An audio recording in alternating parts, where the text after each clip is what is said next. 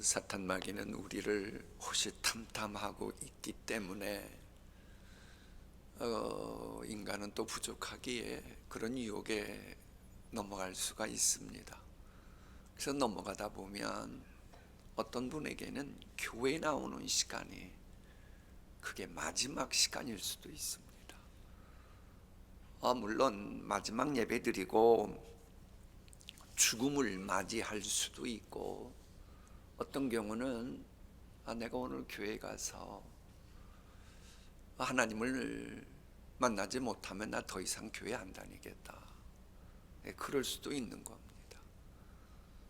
그러니까는 먼저 교회 믿는 분, 나와서 예수 믿는 분들은 참 교회에서 언행심사 조심해야 됩니다. 그럼에도 불구하고 기도는 하지 않고 이해관계에만 그 얽매여서 그 하나님의 이 거룩한 기도하는 집을 엉망진창 만드니 우리 주님이 너무 화가 나셔서 이 고난주간 월요일에는 성전에 가서 다 뒤엎고 그리 하셨던 거예요. 자, 그 주님이 다음 날 화요일, 오늘이 고난주간 화요일입니다만은 화요일에는 자칭 지혜롭다고 하는 사람들이 예수님에게 태클 걸어오고 그러자 우리 예수님이 참된 지혜가 무엇인지를 말씀하십니다. 그래서 보통 고난주간 성화요일은 참된 지혜 논쟁이 있었던 날로 이렇게 대부분 정리하곤 합니다.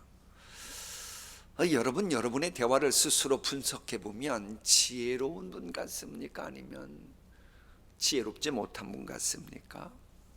오늘 말씀의 장막에서 읽어야 될 사무엘하 18장을 보면 압살롬의 죽음 이야기가 처음부터 마지막까지 계속 언급되는데, 실은 압살롬이 그렇게 된 것은 한마디로 참된 지혜가 무엇인지 몰랐기 때문이에요.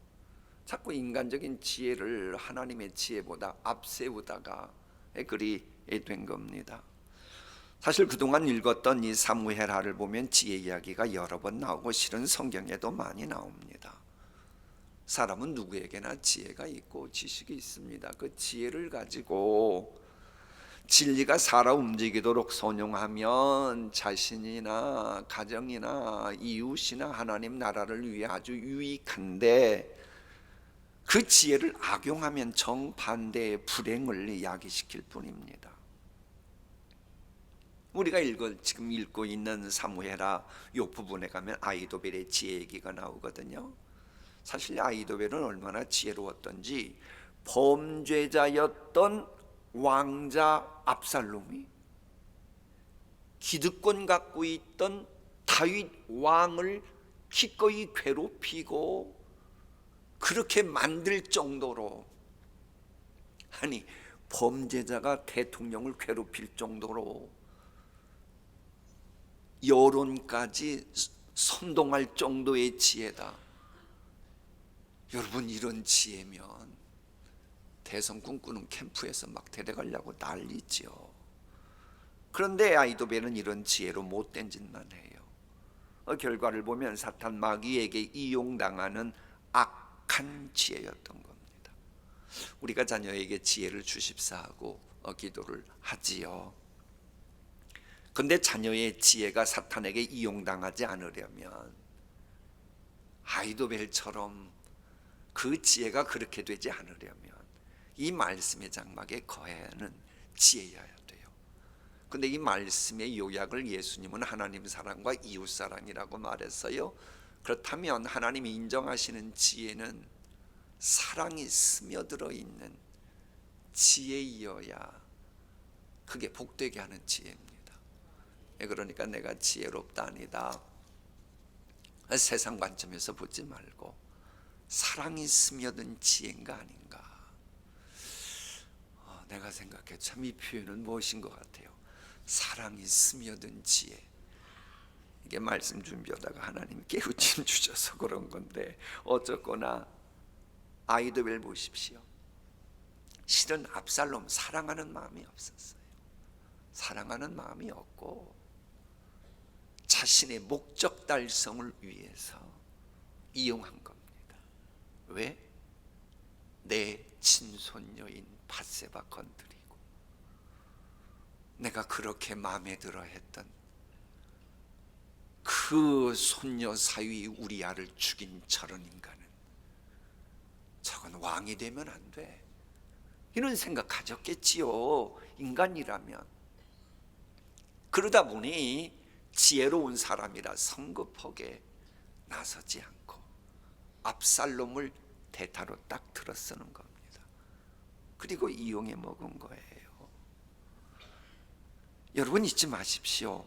사랑이 결여된 지혜는 산을 옮길 수 있는 지혜고, 모든 저세수를 관통까지 하는 지혜고, 아직까지 이런 지혜는 참 없습니다만은 설령 그러면서도 희생까지 감수할 정도로 의지도 겸비한 지혜라고 해도, 사랑이 없으면 하나님께서는 아무런 유익이 없도록 만들어 버리십니다.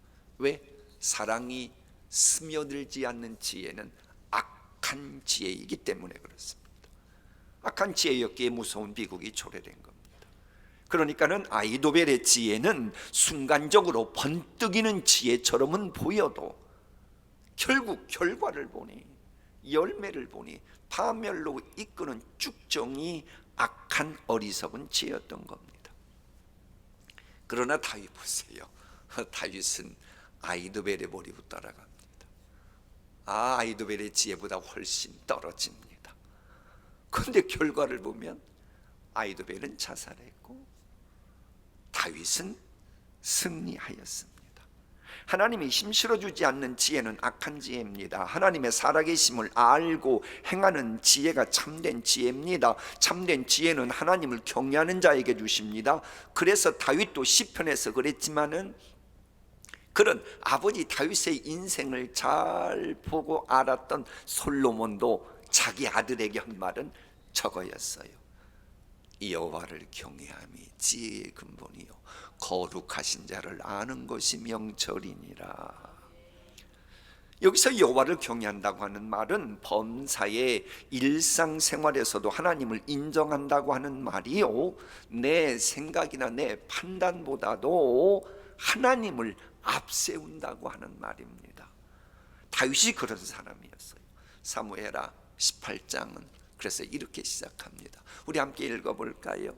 다윗이 그의 백성을 내보낼세 3분의 1은 요압의 휘하에 3분의 1은 수르야의 아들 요압의 동생 아비새의 휘하에 넘기고 3분의 1은 가드 사람 이때의 휘하에 넘기고.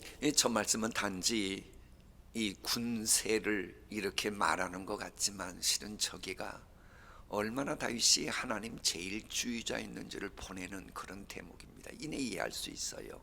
삼국지 읽어보신 분들은 더 빨리 할 거예요. 다윗의 군대가 있습니다. 3분의 1은 수르야의 아들 요압, 또 다른 3분의 1은 수르야의 아들인 요압의 동생 아비새. 자, 이것만 보세요. 군 전체 전력의 3분의 1을 수르야 가문이 쥐고 있는 겁니다. 이럴 때는 아멘 해도 괜찮아요. 대한민국 국군의 3분의 1은 그 집안에 갖고 있다. 그 얼마나 엄청나겠어요. 그러니까는 이 고려 시대의 중기쯤 같으면 무신 정권의 주역으로 나라를 좌지우지할 만한 파워가 있었던 그런 가문이었다는 거예요.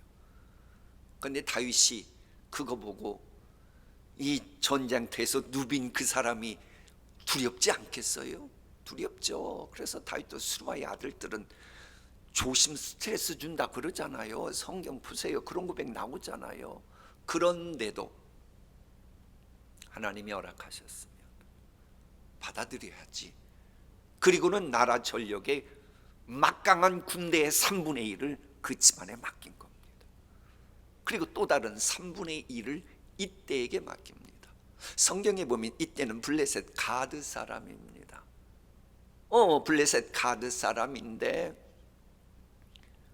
이 사람이 아마도 블레셋에서 충성스러운 장군이었는데 도대체가 주군이 마음에 안 들었던지, 뭐 중이 싫으면 저를 떠난다고 블레셋을 떠나 돌아다니다가 다윗을 만난 거예요. 아, 내가 다윗이라면 내 목숨 걸 만큼 섬겨도 되겠구나, 이렇게 마음을 먹고 패주가 되어 도망가는 다윗에게 조인을 하고 다윗과 함께하는 겁니다. 그러니 다윗이 보기에 참 충성스러운 거예요. 게다가 리더십도 있어요. 그러다 보니 3분의 1의 군대를 이때에게 맡긴 겁니다. 적군의 장수인지라 혹시 이중 스파이는 아닐까? 라고 하는 꺼림칙한 기분이 들 수도 있었지만은 범사 주관하시는 하나님을 앞세운 겁니다. 이렇게 하나님 제일주자로 사니 흥망성쇠 주관자는 당연히 다윗에게 힘 실어 주시지요. 드디어 이제 압살롬 군대와 싸우는데 싸운 지 얼마 되지도 않아 압살롬의 군대가 약 2만여 명이 이 죽음을 맞이하는데, 제대로 싸우다가 죽은 사람보다도 우왕좌왕하면서 죽은 사람이 더 많았다고 성경은 말하는 거예요. 아무리 잘 될 것 같아도 하나님이 도와주시지 않으니 어느 순간 갑자기 나사 풀린 장갑차처럼 전쟁터 나가서 나사가 풀리니까는 적군을 향해 돌진해야 되는데 주변에 있는 장갑차들을 도리어 더 박살내는, 왜? 나사 하나 풀어지니까.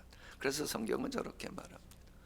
그곳에서 전사자가 많아 2만 명에 이르렀고, 그날에 어디에서 죽은 자가?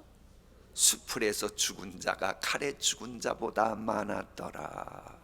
여기서 잠시 짚고 넘어가야 될 게 있어요. 저 수많은 전사자가 나온 전쟁은 뭐 일본이나 중국이나 러시아나 청나라나 뭐 수나라하고 싸우다가 생긴 게 아닙니다.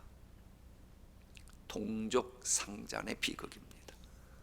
이런 처참한 비극의 발단이 무엇입니까? 다윗이 기도할 시간에 기도하지 않고 범죄하다가 생긴 것의 결과입니다. 아니, 기도 시간에 기도 한번 하는 것 가지고 때론 그럴 수 있어요. 그게 뭐예요? 미국의 그 기상학자 리처드가 그랬나요? 로렌츠가 그랬나요? 작은 나비의 날갯짓이 태풍을 불러올 수 있다. 여러분, 이 나비효과 로렌츠의 이 이론은요, 단지 기상학뿐만 아니고 사회학, 경제학에서도 통하는 그런 이론이랍니다. 근데 영적으로 지금 똑같이 적용되고 있는 겁니다. 작고 사소한 다윗의 범죄 하나가 동족상잔의 비극을 가져왔던 겁니다. 근데 이 스토리를 뒤집으면 또 복음이기도 해요. 여러분이 지금 새벽에 나와서 기도하는 거 아무것도 아닌 것 같죠?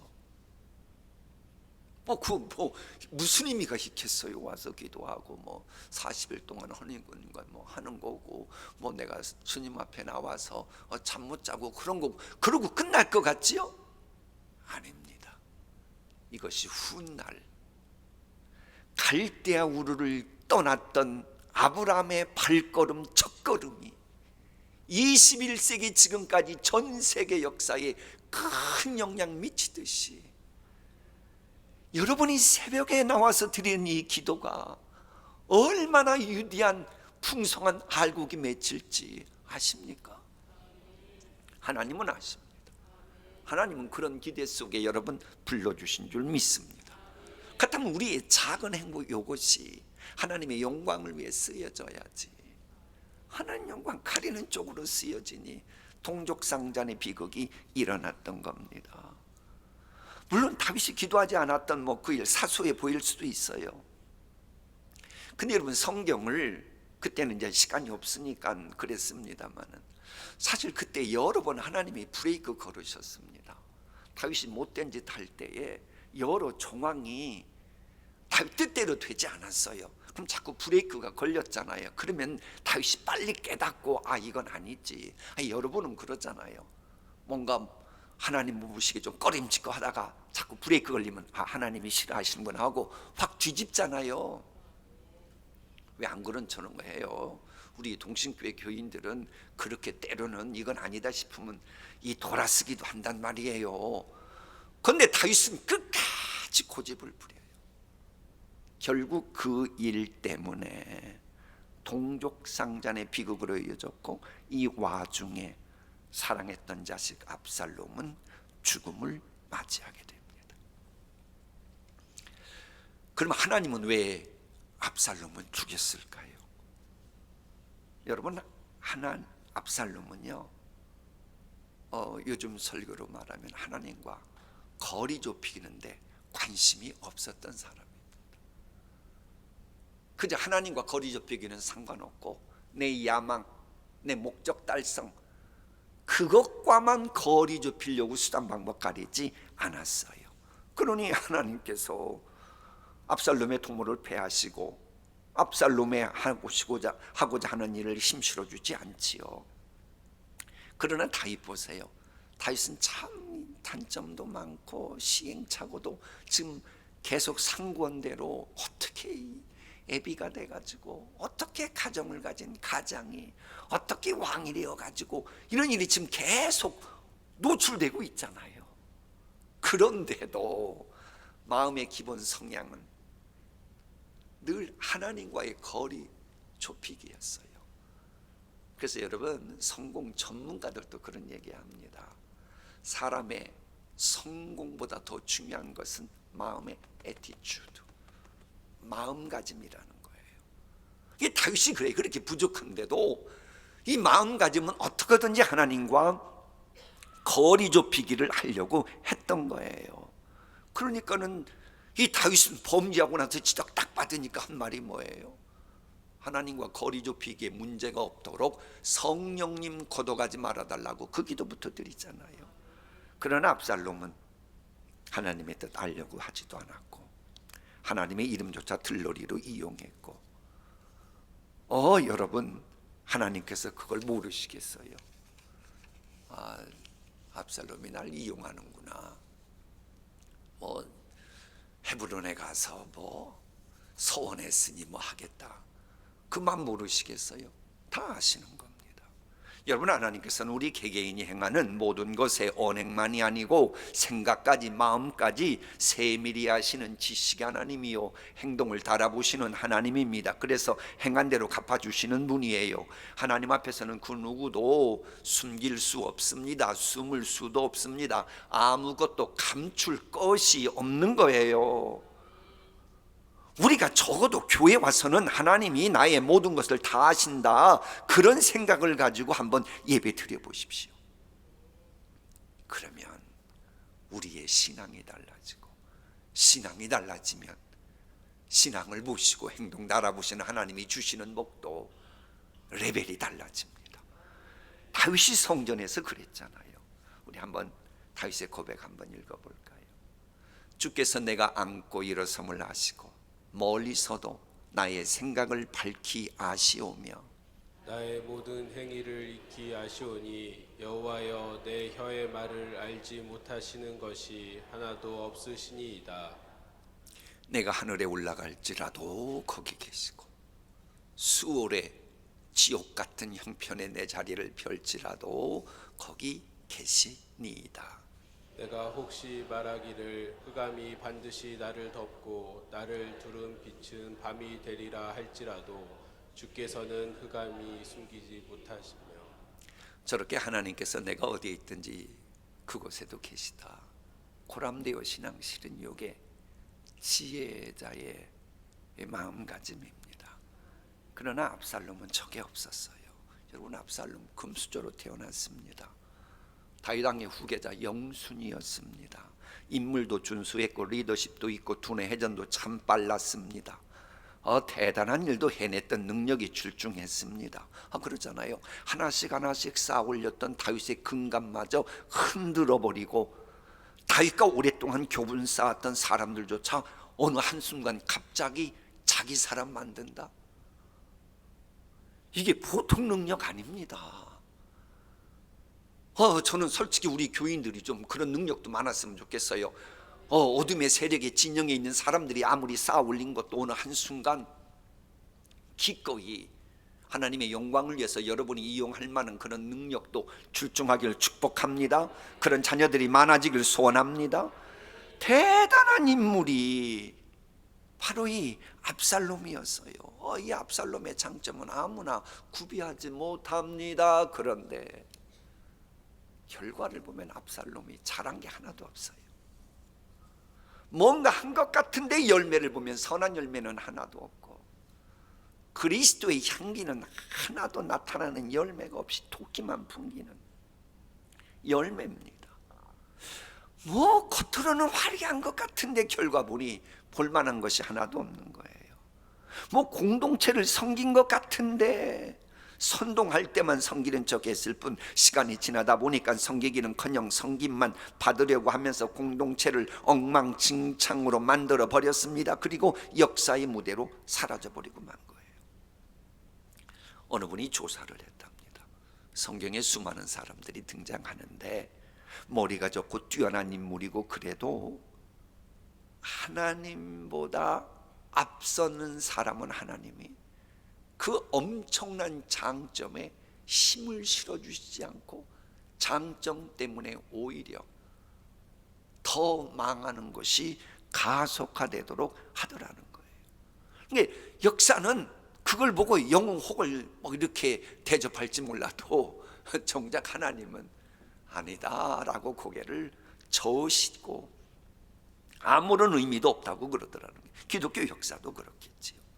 기독교 2000년 역사도 보면 밖에 드러난 것만 보고 쓰니까는 아무개는 유명한 하나님의 사람이었다 이렇게 등장할지 몰라도 인간의 역사는 얼마든지 조작이 가능하니까 천국 가면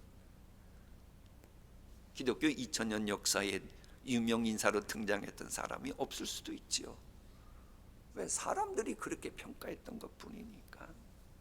정반대로 우리가 전혀 주목하지 않았던 사람들을 보고 천국에서 깜짝 놀라겠지요. 이럴 때 아멘 하세요. 이건 여러분이 유명하거나 안 하건 지금 천국 간 것을 전제로 하니까 또다시 해야겠네. 우리가 주목하지 않았던 사람을 천국에서 보고 깜짝 놀라겠지요.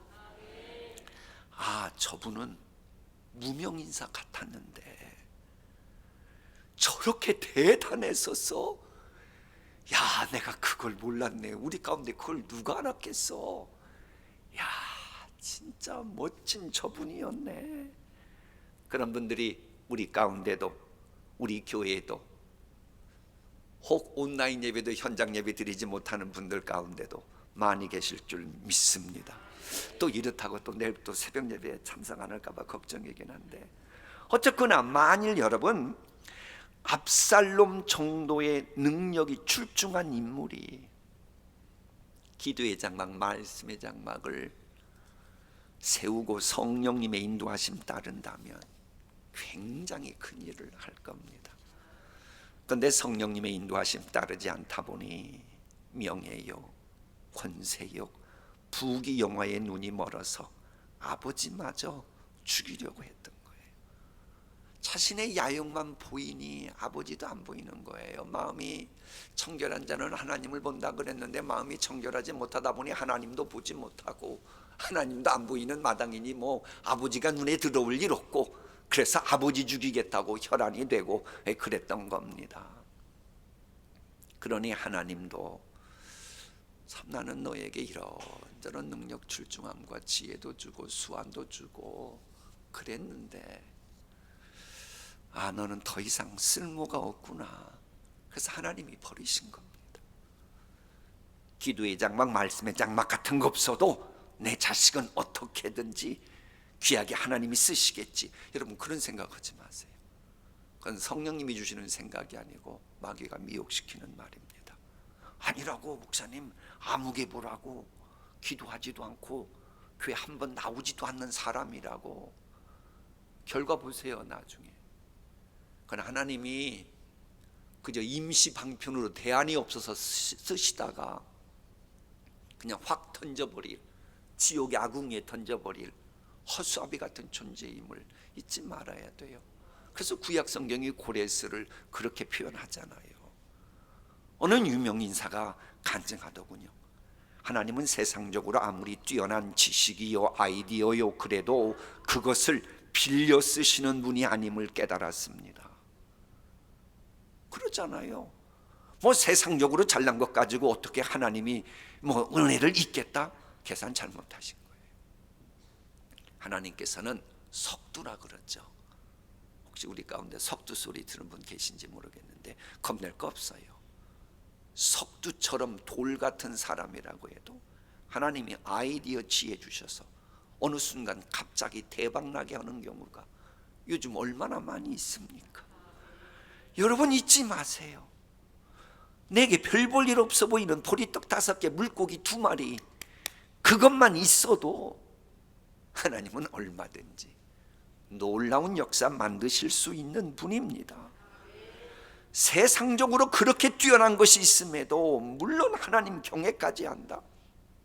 그럼 이제 모세처럼 바울처럼 귀하게 사용하시겠지요. 그러니까 여러분 이렇게 생각하셔야 돼요. 여러분이 현재 갖고 있는 거 하나님 앞에 하나님 별 볼 일 없는 오병이옵니다. 하나님 이거 가지고 마음껏 축사하시옵소서. 그러면 요만한 것도 요만큼 되고 요만한 것도 요렇게 되고 요만한 것도 이렇게 되는 거예요. 이게 영적인 진리입니다. 이걸 바라보는 사람이 다윗이었던 거예요. 그래 이러니까는 우리 교회 어느 분 기업에 가니까는 오병이어 그림이 있던데 실은 그런 정신 가지고 우리가 신앙생활하는 겁니다. 그리 하나님이 마음껏 사용하시는 거예요. 그런데 끝까지 압살롬은 이런 진리를 외면합니다. 그러자 그는 죽어서까지 부모님에게 고통을 안겨줍니다. 함께 읽습니다. 왕의 마음이 심히 아파 문 밑층으로 올라가서 오니라. 그가 올라갈 때 말하기를 내 아들 압살롬아 내 아들 내 아들 압살롬아 차라리 내가 너를 대신하여 죽었더면 압살롬 내 아들아 하였더라. 여러분 하나님의 말씀 볼 때는 항시 반복되는 단어가 나오면 꼭 주목해야 된다 그랬어요. 가장 많이 중복되는 단어가 뭐예요? 몇 번 나오나 한번 보세요. 5번. NIV 성경도 Oh my son, my son, my son, my son, my son 5번이 나옵니다. 칼을 들이밀고 아버지 죽겠다고 하는 자식인데도 아비인 다윗은 내가 너를 대신하여 죽었으면 좋았을 것을 하면서 내 아들, 내 아들, 내 아들 하는 그런 아버지를 죽이겠다고 칼 들이미는 압살롬 이게 인간입니까? 인간이 아닙니다. 짐승이 되어버린 겁니다. 그래서 하나님도 더 이상 자비 안 베푸신 겁니다. 압살롬은 부모로부터 물려받은 특혜가 많았음에도 불구하고 효도 한번 제대로 하지도 못하고 인생을 비참하게 마무리했는데 죽어서도 불효하는 거예요. 죽어서도 불효하는 거예요. 이런 자식이 여러분 가정에 이 영원토록 없기를 축복합니다. 예수님 말씀이시죠. 차라리 태어나지 않았다면 좋았을 뻔하였느니라. 차라리 태어나지 않으면 좋았을 뻔한 그런 자녀들은 영원토록 없기를 축복합니다. 자, 여기서 마지막으로 하나만 정리할게요. 압살롬의 죽음 소식을 접하고 통곡하는 다윗만 보면 우리는 예배 잘못 드린 겁니다. 거기에 담긴 하나님 아버지의 마음을 알아야 돼요. 아마 사람들은 압살롬이 죽으면 다윗이 기뻐할 줄 알았어요. 왜? 압살롬은 타락했잖아요. 형도 죽이는 냉혈한이잖아요. 공개적으로 아버지 여인을 건드리는 아주 추행범이잖아요. 짐승 같은 인간이잖아요. 그런데도 다윗은 기뻐하지 않았습니다. 우리 아버지 하나님의 마음이 그렇습니다. 우리 아버지 하나님은 그 어떤 냉혈한도 타락한 인간도 악인도 멸망하기를 원치 않으심을 예표하기 위해 다윗을 등장시킨 겁니다.